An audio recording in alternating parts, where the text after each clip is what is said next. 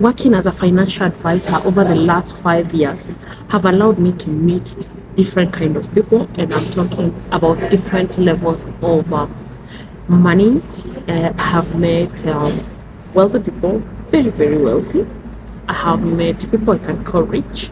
I've met middle class people and people below middle class. I don't want to say poor because I don't want to sound rude, but please, I am here to tell you the lesson that I have learned over the 5 years.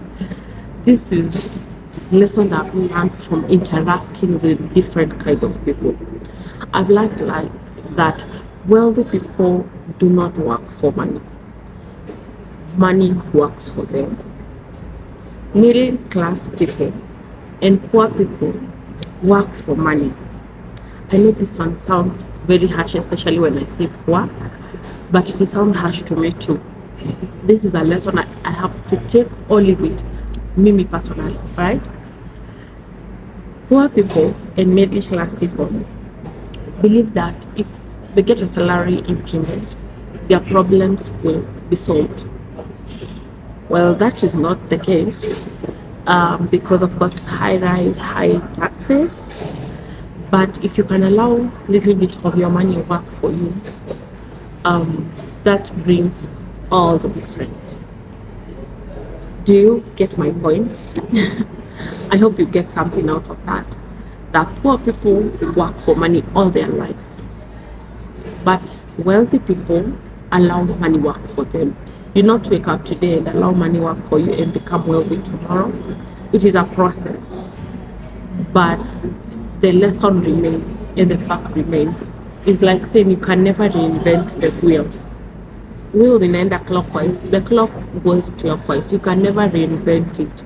Hakuna mtu mwenye ako very creative that ata bring a watch that moves anti-clockwise. You can never reinvent the wheel. For a car to move, it has to go like that, clockwise. It can't go this way.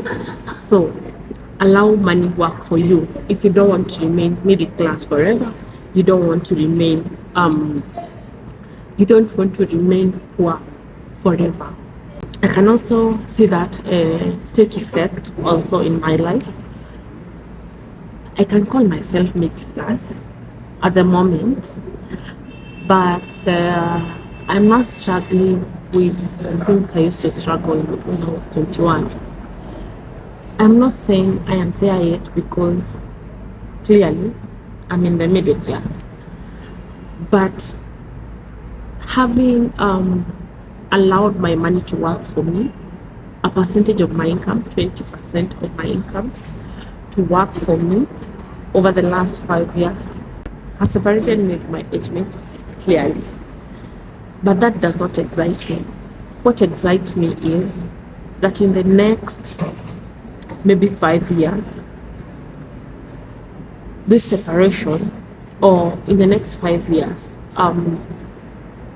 it will begin paying off. In the next 5 years will mark 10 years since I started my first investment. And that, I'm in the office by the way, that's our cleaning lady, so don't mind about the background. So in the next 5 years will mark when I took my first plan.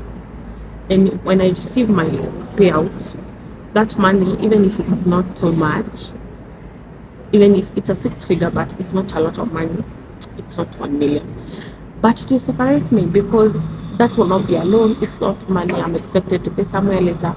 It is money I can decide to put in even more investment, even better investment. You get? Yes. I hope you take the lesson.